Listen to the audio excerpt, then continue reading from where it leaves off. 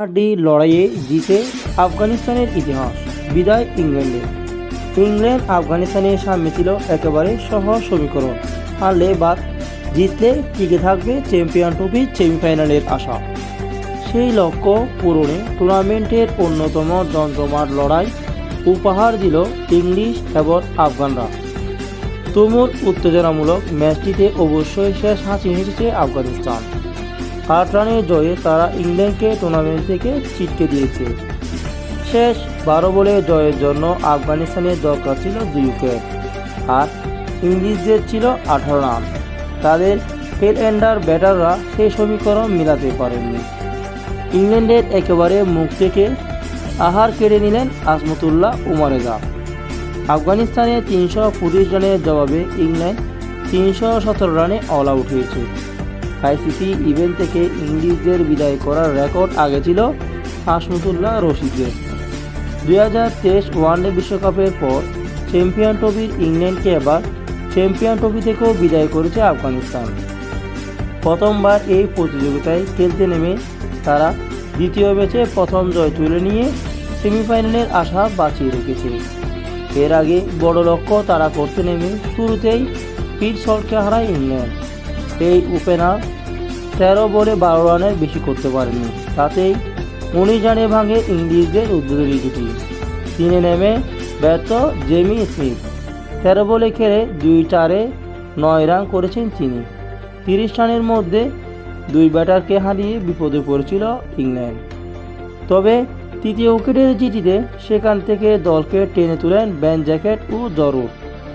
38 run করে ডাকে ফিরলে ভাঙে সেই জুটি। হ্যারি কোক উইকেটে এসে ভালো শুরু পেলে ইনিংস বড় করতে পারেননি। ফিরেছেন 21 বলে 25 রান করে। তাতে 133 রানে চতুর্থ উইকেট হারায় ইংলিশরা। শেষ 14 ওভারে ইংল্যান্ডের জয়ের জন্য দরকার ছিল 112 রান। হাতে ছিল 6 উইকেট। অফিসিয়াল ব্যাকস্টের স্কোরবোর্ড তখন আফগানদের 59 এবং ইংলিশদের 41% জয়ের সম্ভাবনা দেখাচ্ছিল।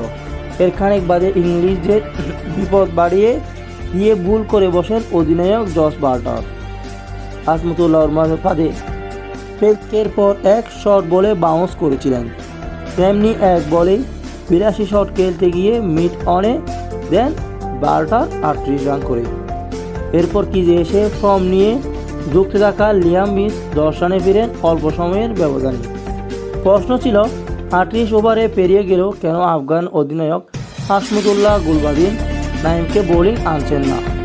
তাতে আনা হয় 39তম ওভারে, আর তাতে পিচ উঠে স্টাম্পের বাইরে ফেলা বল সফল এই পেসার। কিপার রহমতুল্লাহ গুলবাদির হাতে ক্যাচ দিয়েছেন উইলস্টন। ইংলিশদের জয় তখন আরও কঠিন মনে হচ্ছিল। তবে আশার বাকি জোরও তখনও ক্রিজে ছিল। ফেরি করেছিলেন 6 বছর পর ওয়ানডেতে সেঞ্চুরি ফেলেও অবশ্যই তিনি ইংল্যান্ডে গন্তব্যের পৌঁছার আগে ব্যক্তিগত 120 রানে ফেরেন। তার দুর্দান্ত লড়াইও শেষমেশ ব্যর্থ হয়। জেমি ওভারসনের 32 এবং জোফরা আর্চারের 14 রানের ক্যামিও কেবল ব্যবধান কমিয়েছে। তবে আফগানদের এমন রূপকথার নায়ক যে উমারেজাই ওয়ানডে ক্যারিয়ারে তার প্রথমবার 5 উইকেট শিকারের বদলে ইংল্যান্ডে 317 রানে গুটিয়ে যায় 1 বল হাতে রেখে। এর আগে ব্যাটিংয়ে উমারেজাই 41 রানের কামিও ইনিংসও খেলেছেন। এর আগে লাহোরে কারদাগি স্টেডিয়ামে আগে ব্যাট করতে নেমে শুরুটা ভালো করতে পারেননি আফগানিস্তান। নতুন বলে 2 প্রান্ত থেকে রীতিমতো আগুন ঝরিয়েছে জোফরা আর্চার ও মাহমুদ। তাদের পেসের সামনে সমীকরণ বেশিক্ষণ টিকতে পারেননি আফগানদের উদ্বোধনী জুটি। 6 রান করা আর্চার ভুল হয়ে 7 গড়ে ফিরলে ভাঙে 11 রানের জুটি। 3 নেমে ব্যর্থ সাদিকুল্লাহ অটল। 4 রানে এসেছে তার ব্যাট থেকে। এরপর অভিজ্ঞ রহমত শাহও বেশিক্ষণ টিকতে পারেননি। 4 রান করে রহমত ফিরে 37 রানে 3 উইকেট হারিয়ে বিপদে পড়ে আফগানিস্তান দল। সেখান থেকে আফগানদের টেনে তুলেন ইব্রাহিম জারদান ও হাসমতুল্লাহ শহীদি। হাসমতুল্লাহ শহীদি 67 বলে 40 রান করেছেন। তবে তার আগে চতুর্থ উইকেটে ইব্রাহিমের সঙ্গে 103 রানের জুটি গড়েছেন হাসমতুল্লাহ। 6 নেমে ম্যাচের গিয়ার পরিবর্তন করেন আসমতুল্লাহ উমরাগাই। আক্রমণাত্মক ব্যাটিংয়ে 31 বলে 41 রান করেন তিনি। আসমতুল্লাহর বিদায়ে রান রেট তেমন একটা প্রভাব ফেলেনি, কারণ উইকেটে এসে শট কেটে রাখেন মোহাম্মদ নবী, আর প্রান্তে তখন সেই ব্যাটার ইব্রাহিম। দুজন মিলে ইংলিশদের উপর তাণ্ডব চালান। নবী 24 বলে 40 রান করে ফেললেও বড় সেঞ্চুরি করেছেন ইব্রাহিম।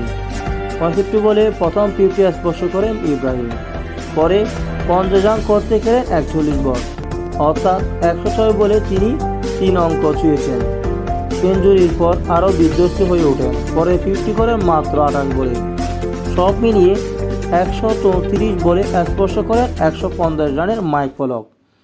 এরপরে ছাড়িয়ে যান চ্যাম্পিয়ন ট্রফিতে বেন ডাকের করা সর্বোচ্চ 165 রানের ইনিংস স্কোর। শেষ পর্যন্ত 146 বলে 177 রান করেছেন এই ওপেনার। তাতে 314 রানের সংগ্রহ পায় আফগানিস্তান দল।